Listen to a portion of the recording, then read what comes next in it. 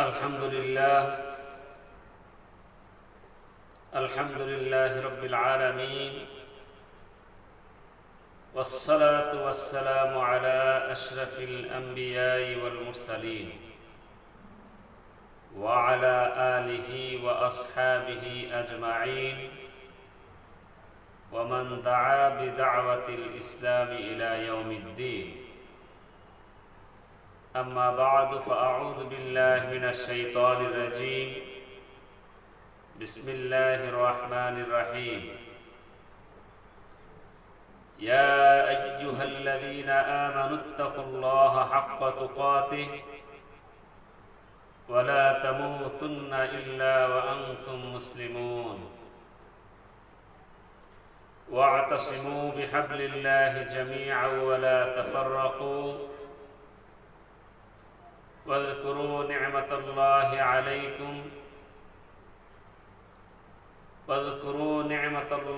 عليكم إذ كنتم أعداء فألف بين قلوبكم فأصبحتم بنعمته إخوانا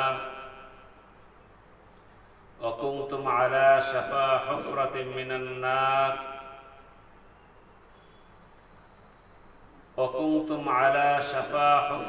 من النار فأنقذكم منها كذلك يبين الله لكم آياته لعلكم تهتدون.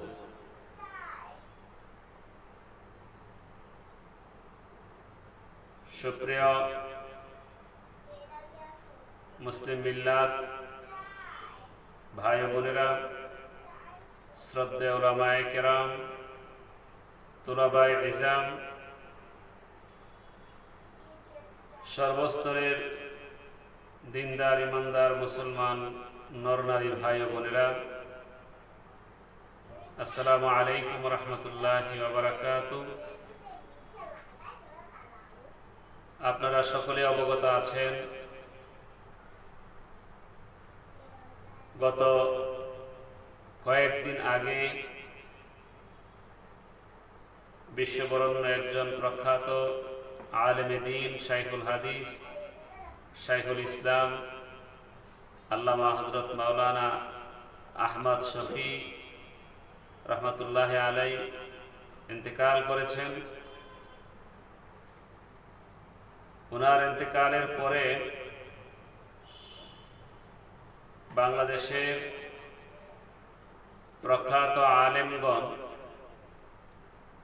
ওনার স্মরণে এবং আরো অন্যান্য মরহুম ওলামাদের স্মরণে বিভিন্ন জায়গায়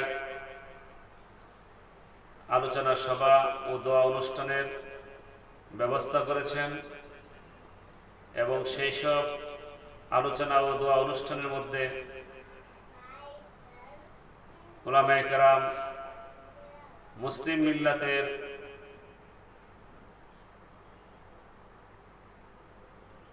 ঐক্য হওয়ার বিভিন্ন চিন্তা ফিকির এবং মতামত পেশ করেছে। ইতিমধ্যে আমরা ইউটিউব এবং সোশ্যাল মিডিয়ার মাধ্যমে তা দেখতে পেরেছি। তা দেখে আমাদের মধ্যে আশার আলো জাগ্রত হয়েছে। আল্লাহর কাছে আমরা আশা রাখি যে আল্লাহ বৃহত্তম স্বার্থে মুসলমানদেরকে ঐক্যবদ্ধ হওয়ার তৌফিক দান করেন। প্রিয় মুসলিম মিল্লাত, আমার ভাই বোনেরা, আমি যে আয়াতটি তেলাওয়াত করেছি তা হলো সূরা আলে ইমরানের 102 এবং 103 নম্বর আয়াত। এই আয়াতগুলোতে আল্লাহ তাআলা মুসলমানদের বিজয় কিভাবে আসবে, কিভাবে মুসলমানরা দুনিয়াতে জীবনযাপন করলে তাদের বিজয় কেউ ঠেকিয়ে রাখতে পারবে না, তারা একটা বৃহত্তর শক্তি হতে পারবে, সেই বিষয়গুলো আলোচনা করেছেন, সেই সূত্রগুলো তিনি দিয়েছেন। আপনারা সূরা আলে ইমরানের 102 থেকে 108 নম্বর আয়াত পর্যন্ত তেলাওয়াত করবেন, অর্থ জানবেন। বিভিন্ন তাফসীর গ্রন্থ থেকে আপনারা তাফসীর করার চেষ্টা করবেন। আমি এই আয়াতগুলোর উপরে 4-5টি তাফসীর চেষ্টা করেছি অধ্যয়ন করার জন্য। তো উলামায়ে কেরাম তো এগুলার ব্যাখ্যা, বিশ্লেষণ, তাহকিক, তারকিব সবই জানে।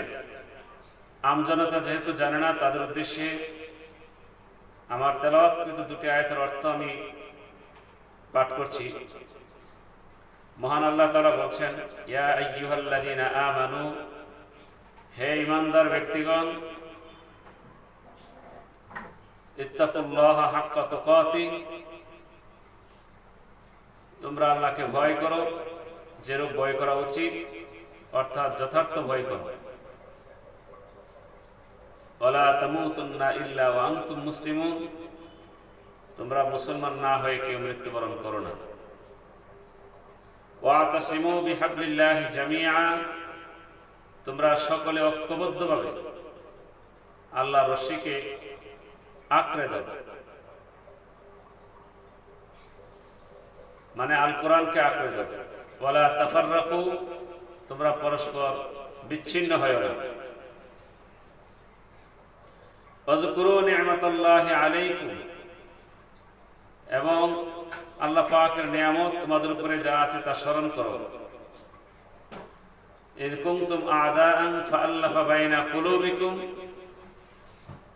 যখন তোমরা ছিলে পরস্পর শত্রু, এরপর আল্লাহ তাআলা তোমাদের মধ্যে বন্ধন সৃষ্টি করে দিলেন, তোমাদের অন্তরগুলির মধ্যে বন্ধন সৃষ্টি করে দিলেন।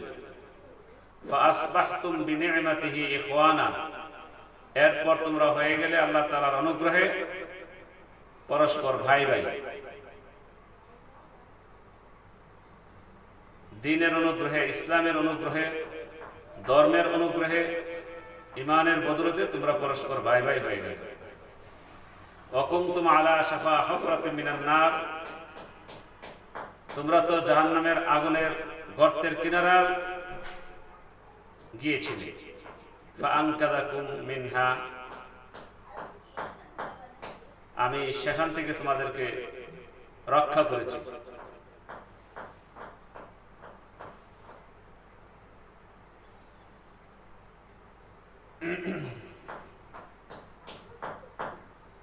কাযালিকা ইউবাইয়িনুল্লাহু লাকুম আয়াতিহি লাআল্লাকুম তাহতাদুন, এভাবে আল্লাহ তাআলা তোমাদের কাছে তার আয়াত বর্ণনা করেন যাতে করে তোমরা সুপথ লাভ করতে পারো।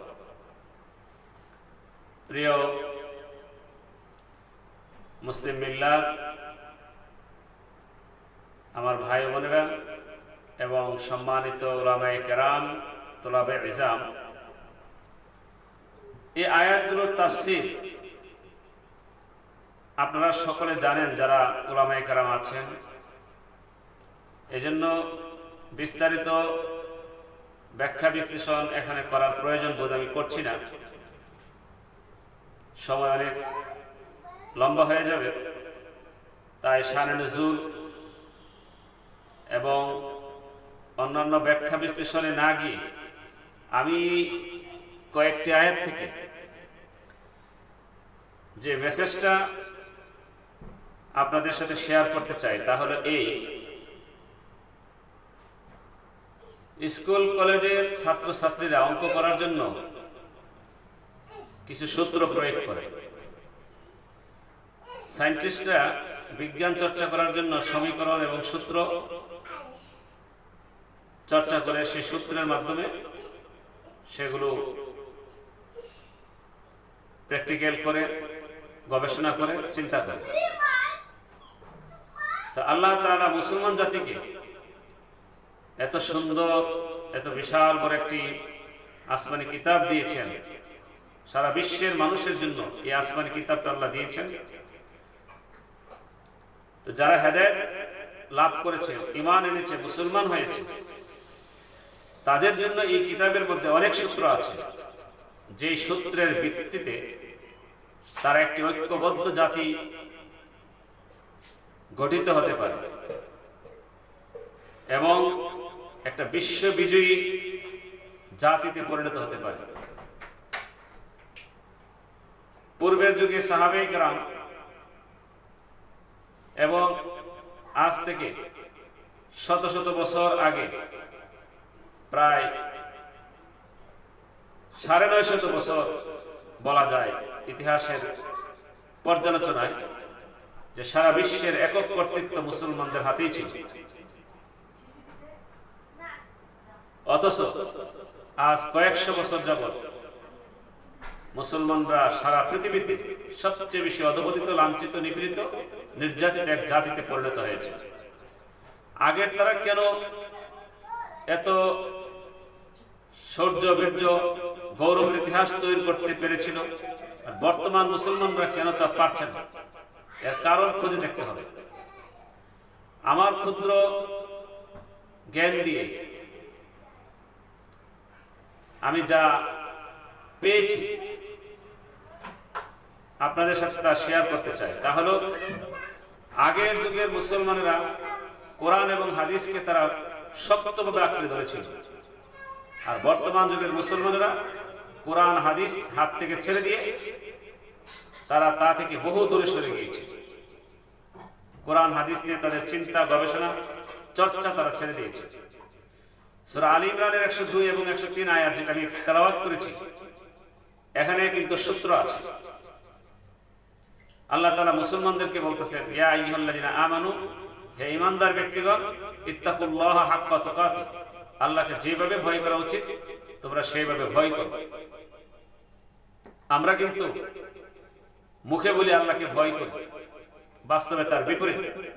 আমাদের কাজে, কর্মে, চিন্তায়, চেতনায়, আমলে, আখলাকে আমরা আল্লাহর চেয়ে অন্য কিছুকে বেশি ভয় করি।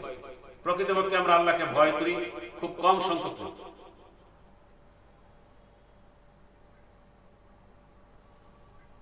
আল্লাহকে যারা ভয় করে তারা দুনিয়ার কোনো কিছুকে তারা ভয় পায় না।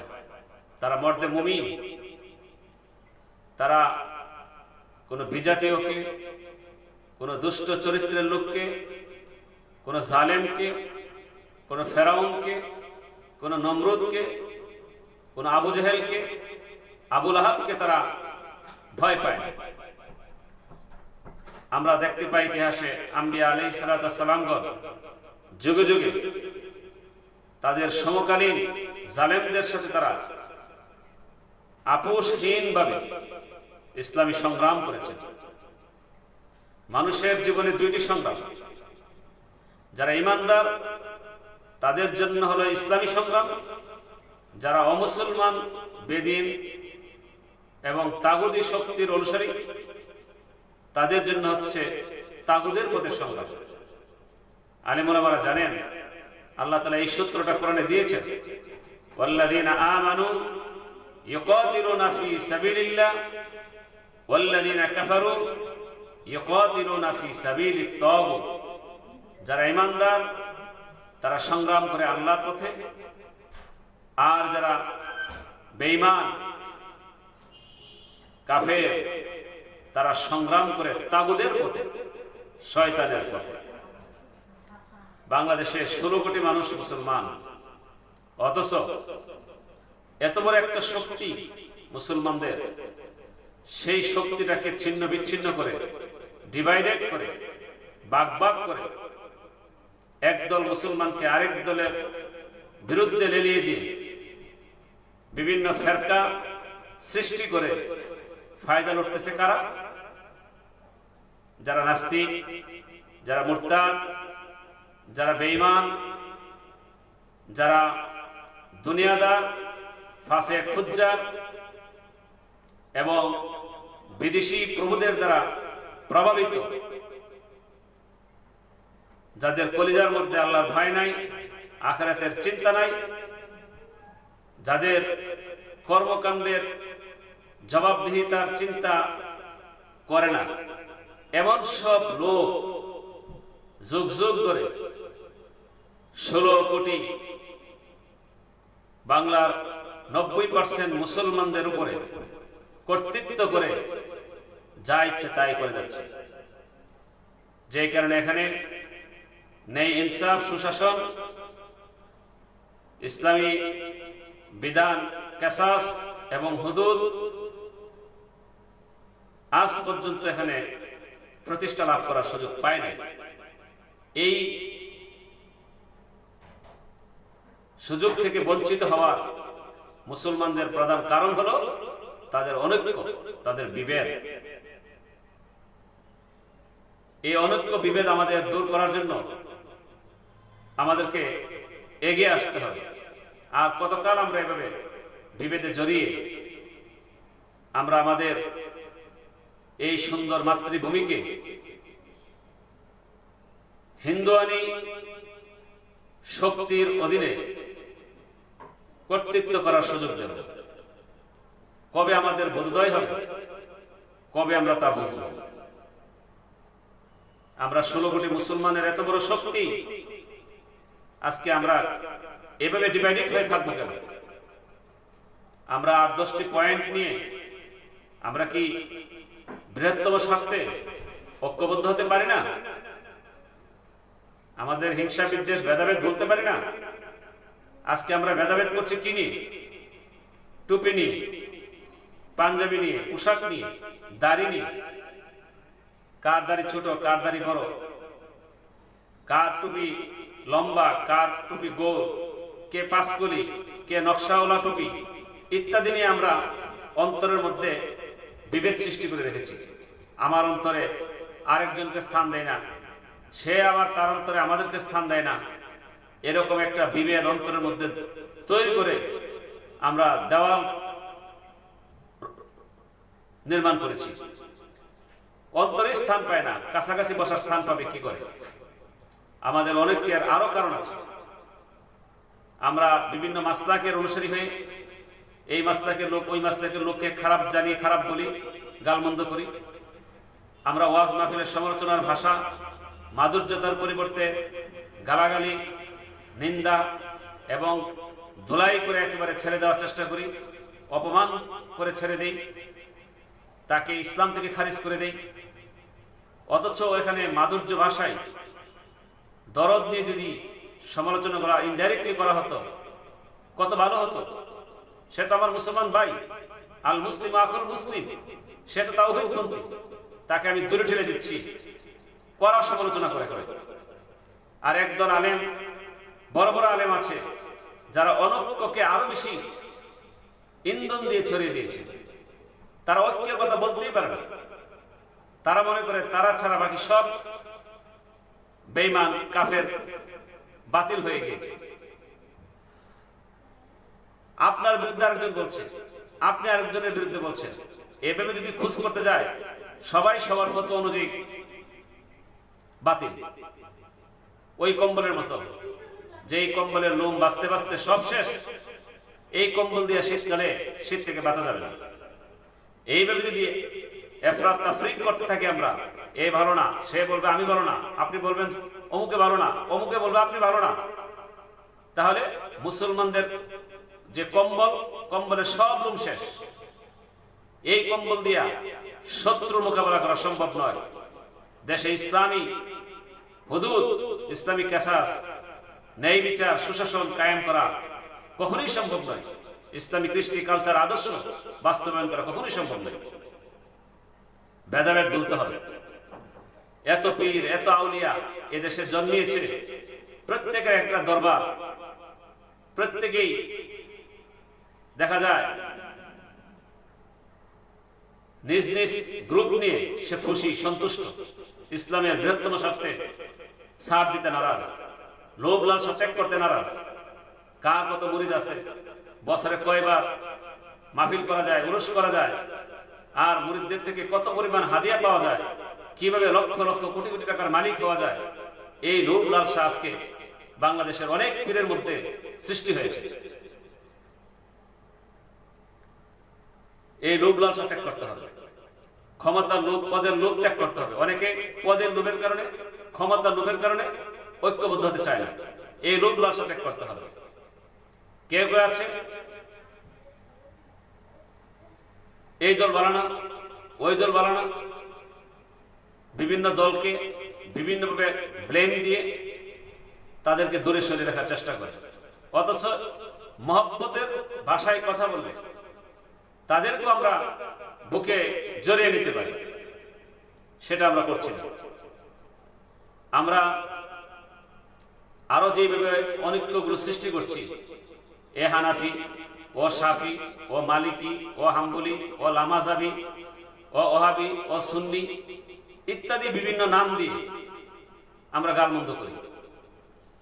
সকলেই তো কালেমা স্বীকার করেছে, লা ইলাহা ইল্লাল্লাহ মুহাম্মাদুর রাসূলুল্লাহ। সকলেই তো শ্রেষ্ঠ নবীকে স্বীকার করেছে, এক আল্লাহকে বিশ্বাস করেছে। তাওহীদ পন্থী,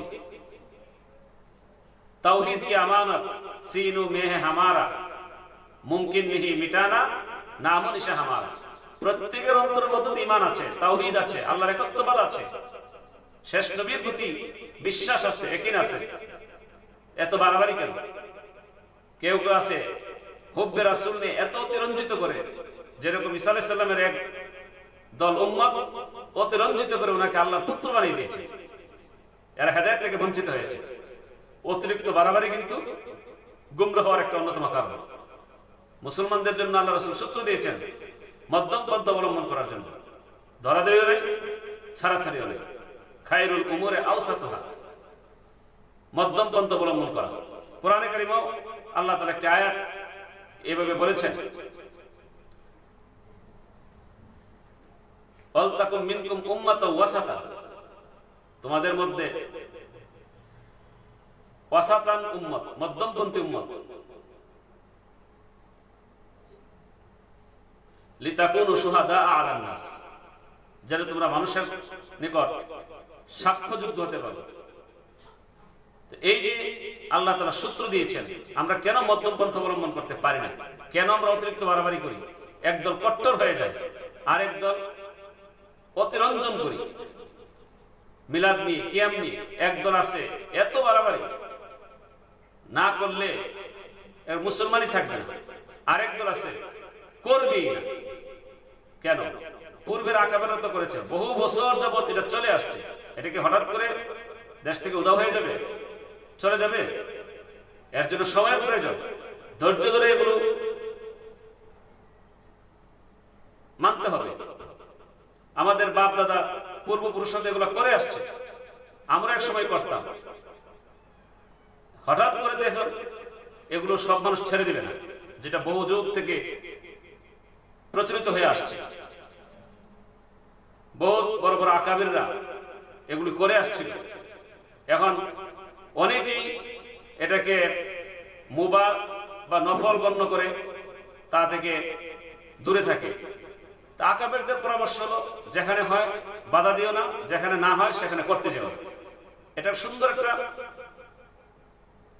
সূত্র। এটা নিয়ে সমালোচনা, অতিরিক্ত বাড়াবাড়ি না করা, মধ্যম পন্থা অবলম্বন করতে হবে। প্রিয় মুসলিম মিল্লাত, এখন আপনাদের সামনে আমি কয়েকটি প্রস্তাব পেশ করছি। আপনারা অনেক জ্ঞানীগুণী আলেম ওলামায়ে কেরাম আছেন, অনেক এলেমের অধিকারী। আমি আমার ক্ষুদ্র জ্ঞান দিয়ে এই মুসলিম জাতির বৃহত্তর ঐক্যের লক্ষ্যে 8-10টি ইসলামী পয়েন্ট আলোচনা করতে চাই, যেগুলোর ভিত্তিতে আমরা একতাবদ্ধ হতে পারি কিনা এটা সময়ের দাবি। 1 নম্বর হলো, আমরা সকলে দেশে ন্যায় বিচার প্রতিষ্ঠার জন্য ঐক্যবদ্ধ হতে পারি। যে দেশে ন্যায় বিচার, আমরা সর্বত্র ন্যায় বিচার আমরা প্রতিষ্ঠা করি। 2 নম্বর, আমরা সারা দেশে ইসলামী হুদুদ ও কিসাস এই বিধানটা কায়েমের লক্ষ্যে এটাকে কেন্দ্র করে আমরা ঐক্যবদ্ধ হতে পারি। 3 নম্বর, ইসলামী শিক্ষা ব্যাপক প্রসার এর জন্য আমরা ঐক্যবদ্ধ হতে পারি, ইসলামী শিক্ষা ও কৃষ্টি কালচারকে সামনে রেখে। 4 নম্বর, অমুসলিম যারা আছে তাদের অধিকার, স্বার্থ রক্ষা, তাদের নিরাপত্তা দেওয়ার স্বার্থে আমরা এই পয়েন্টে একমত হতে পারি, ঐক্যবদ্ধ হতে পারি। 5 নম্বর, যারা ইসলামী শেয়ারগুলোকে অমর্যাদা করে, অবমাননা করে, তাদের কঠিন শাস্তির বিধানের লক্ষ্যে আমরা ঐক্যবদ্ধ হতে পারি। 6 নম্বর, ইসলামী যত শেয়ার আছে, শেয়ার ইসলামগুলোকে রক্ষার জন্য, এগুলোর মর্যাদা রক্ষার জন্য আমরা ঐক্যবদ্ধ হতে পারি। 7 নম্বর, মুসলমানদের আমল আখলাক এগুলা যেন সুন্দরভাবে নিরাপত্তার সাথে আদায় করতে পারে, কোনো ধরনের বাধা বিপত্তি না আসে, সেই লক্ষ্যে আমরা ঐক্যবদ্ধ হতে পারি। এমন যেন না হয় যে আমরা বিভিন্ন মিডিয়ার মাধ্যমে জানতে পারি ভারতের বিভিন্ন অঙ্গরাজ্যে গরু কুরবানি দিতে, গরু জবাই করতে বাধা সৃষ্টি করা হয়, তাদেরকে নির্যাতন করা হয়, আজান দিতে বাধা সৃষ্টি করা হয়, মসজিদ ভেঙে ফেলা হয়, ওই ফ্রান্সে বুরখা নিষিদ্ধ করা হয়। এরকম অবস্থা যেন আমাদের দেশে সৃষ্টি না হয়, কোনো কুচক্রী মহল, কোনো বিদেশি শক্তি এখানে যেন কোনো জাহেল ফাসেক ফুজ্জারকে ব্যবহার করে এই ধরনের পরিস্থিতি সৃষ্টি করতে না পারে, সেই লক্ষ্যে আমরা আমাদের ঈমান আমল রক্ষার্থে আমরা ঐক্যবদ্ধ হতে পারি। আমি এখানে 7-8টি পয়েন্ট বলে ফেললাম, এরকম আরো পয়েন্ট আছে। আমরা এইসব পয়েন্টগুলো নিয়ে আমরা ঐক্যবদ্ধ হতে পারি। ইসলামের বৃহত্তম স্বার্থে ক্ষুদ্র স্বার্থ ত্যাগ করে আমরা ঐক্যবদ্ধ হতে পারি। সারা দেশের উলামায়ে কেরাম যারা আছেন, গণ্যমান্য যোগ্যতা সম্পন্ন উলামায়ে কেরাম যারা আছেন, সে যেই দলের হোক, সে যে মাসলাকের হোক, যে তরিকার হোক, যার মধ্যে ইসলামী জ্ঞান আছে, এরকম একদল যোগ্য সৎ জ্ঞানী আলেম ওলামাদেরকে নিয়ে একটি মজলিসে আম গঠন করে ইসলামের বৃহত্তম স্বার্থে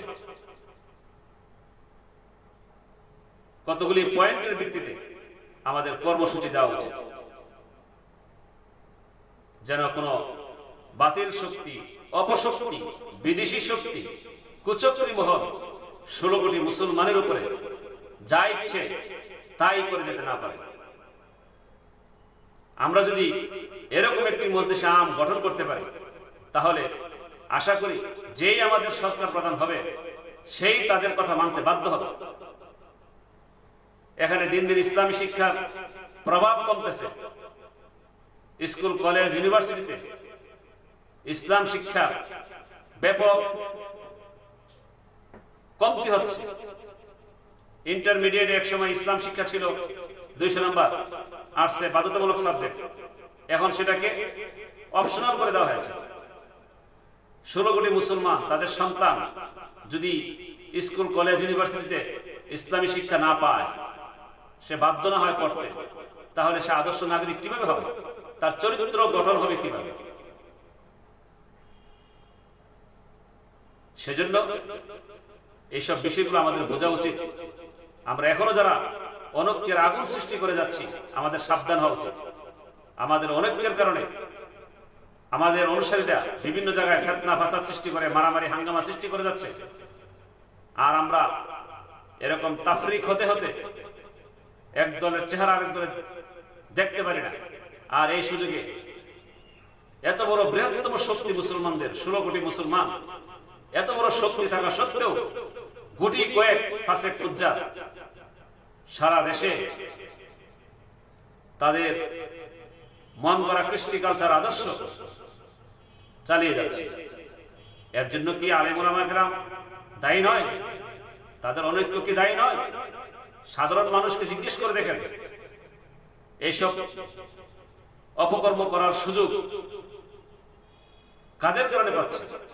আলেমদের কথা দেশের মানুষ শুনে, তাদেরকে দাওয়াত করে, তাদেরকে মাথার তাজ মনে করে। তারা যেহেতু এক হতে পারতেছে না, তারাই যেহেতু একজন আরেকজনকে গালমন্দ করে, তারাই যেহেতু একজন আরেকজনকে কুচ্ছারণা করে, তখন সাধারণ পাবলিক কোন দিকে যাবে? সুতরাং বিভেদের দেওয়াল ভেঙে ফেলার সময় এসেছে। সকলেই বৃহত্তর স্বার্থে ইসলামের বিভিন্ন পয়েন্ট নিয়ে ঐক্যবদ্ধ হওয়া প্রয়োজন, মজলিসে আম গঠন করা প্রয়োজন, এবং সেই মজলিসে আম থেকে মজলিসে খাস সেটাও গঠন করা যেতে পারে। সরকার প্রধান যেই হোক তাদের কথা মানতে বাধ্য হবে, যে এই কয়েকটি পয়েন্ট সরকার প্রধান যেই হোক না কেন মানতে বাধ্য হবে। এজন্য সকল আলেম ওলামাদের প্রতি শ্রদ্ধা রেখে আমি বলছি, আপনারা কাল বিলম্ব না করে, আপনারা জাতির কান্ডারি, আপনারা এই কর্মসূচিগুলো হাতে নেন। আল্লাহ আমাদের সকলকে এগুলো বোঝার তৌফিক দেন। কোরআন হাদিস পড়ে এখনো যদি আমরা এগুলো না বুঝি, আর কোন কিতাব পড়লে আমাদের মধ্যে এসব বুঝ আসবে? স্পেনের কর্ডোবার মসজিদের কথা চিন্তা করেন। আজকে গির্জা হয়েছে যেখানে 1 লক্ষ লোক মুসলমান একসময় নামাজ পড়ত। এইভাবে কি চান এই দেশে মসজিদে আযান দেওয়া বন্ধ হোক? এই দেশে স্বাধীনভাবে মুসলমান তাদের ইবাদত বন্দেগী করুক, এগুলো বন্ধ হয়ে যাক, এটা কেউ চান? যেভাবে দিন দিন হিন্দুয়ানি আধিপত্য বেড়ে চলছে, আমাদের সচেতন হওয়া উচিত। আল্লাহ সেটাই বলছেন, ইয কুনতুম আ'দাআন ফাআল্লাফা বাইনা কুলুবিকুম, যখন তোমরা ছিলে পরস্পর শত্রু, এরপর আল্লাহ তোমাদের অন্তরকে বন্ধন করে দিয়েছেন। ফাআসবাহতুম বিনি'মাতিহি ইখওয়ানা, ইসলামের কল্যাণে তোমরা পরস্পর ভাই হয়েছে। আউস এবং খাজরাজ গোত্রের সম্প্রদায়ের মধ্যে যে দ্বন্দ্ব সৃষ্টি হয়েছিল, সেই দ্বন্দ্ব নিরসনকালে এই আয়াত নাজিল হয়েছে।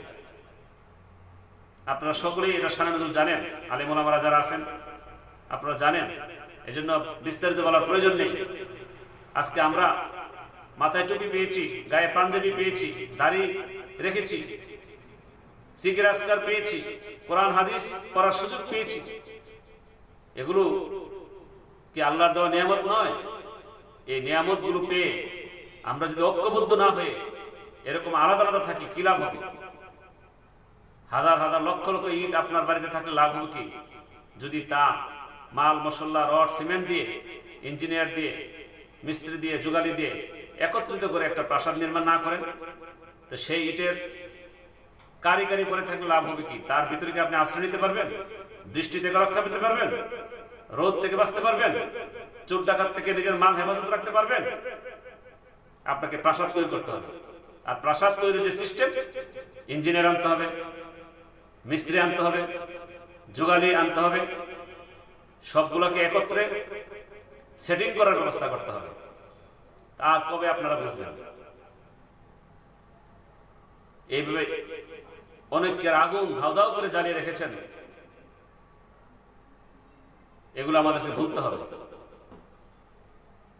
আসুন আমরা সবাই বিভেদ বলে আমরা কাঁধে কাঁধ মিলিয়ে অন্তরের মধ্যে একজন আরেকজনকে স্থান দিয়ে মহব্বত এর সাথে দরদ দিয়ে আমরা চলার চেষ্টা করি।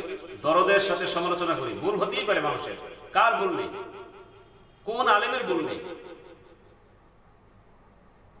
মানুষ তার ফেরেশতা নয়। কাজে কর্মে কথায় বার্তায় ভুল আছে, ভুল হবেই, ভুল হওয়াটাই স্বাভাবিক। এর জন্য আমরা কঠোর ভাষায় সমালোচনা না করে দরদ দিয়ে সমালোচনা করি, এবং এক মুসলমানের জন্য আরেক মুসলমান কথা বলি, তাদের বিপদে এগিয়ে আসি। আর ওয়াজ করার সময় এমন সব বিষয় নিয়ে আমরা আলোচনা না করি যেগুলোর দ্বারা হিংসার আগুন জ্বলে ওঠে এবং দ্বিধাদ্বন্দ্ব বৃদ্ধি হয়। বরং পর্দার ওয়াজ, হালাল হারামের ওয়াজ, সত্য কাহিনী, সাহাবাদের জীবন, আউলিয়াদের জীবন, নবীদের জীবন, এগুলো আমরা আলোচনা করতে পারি। হালাল হারাম নিয়ে আলোচনা করতে পারি, ইসলামের ফরজ বিধানগুলো নিয়ে আলোচনা করতে পারি, নবী পাক সাল্লাল্লাহু আলাইহি সাল্লামের আদর্শের উপর আলোচনা করতে পারি। আমরা বিভিন্ন মতভেদ যুক্ত যে মাসালা এবং ছোট ছোট যে নফল মুবাহ আমল আছে, এগুলো নিয়ে ব্যাপক আলোচনা না করা। কার আমল বেশি, কার আমল কম, কে পাগড়ি পরলো কে পরলো না, কে লম্বা জামা পরলো কে খাটো জামা পরলো, কে শার্ট প্যান্ট পরলো, এসব নিয়ে যেন আমরা কথাবার্তা না বলি। বিশ্ববিখ্যাত কারি আব্দুল বাসেত, ওনার তো দাঁড়িয়ে ছিল না। পাকিস্তানের আল্লামা ইকবাল শেষ বয়সে দাঁড়িয়ে রেখেছেন। কই, তাদের তো এরকম ফাসেক ফুজ্জার কাফের ফতোয়া দিতে আমরা কোন বই পুস্তকে পাই নাই, শুনে নেই। তো কেন আমরা এগুলো নিয়ে বাড়াবাড়ি করব? আমাদের বাড়াবাড়ি ছাড়তে হবে। আমাদেরকে ইসলামের মূল পয়েন্টগুলিতে ঐক্যবদ্ধ হতে হবে। তাহলে সবাই বুঝবে যে না, আলেম ওলামারা এখানে সচেতন, এখানে যা ইচ্ছে তা করা যাবে না। আল্লাহ পাক আমাদের সকলকে সহি বুঝ দান করুন, অনৈক্যের ভেদাভেদ দূর করে ঐক্যবদ্ধ হয়ে কাঁধে কাঁধ মিলিয়ে চলার তৌফিক দান করুন। আমিন। ওয়া আখির দাওয়ানা আলহামদুলিল্লাহি রাব্বিল আলামিন। আসসালামু আলাইকুম ওয়া রাহমাতুল্লাহি ওয়া বারাকাতুহু।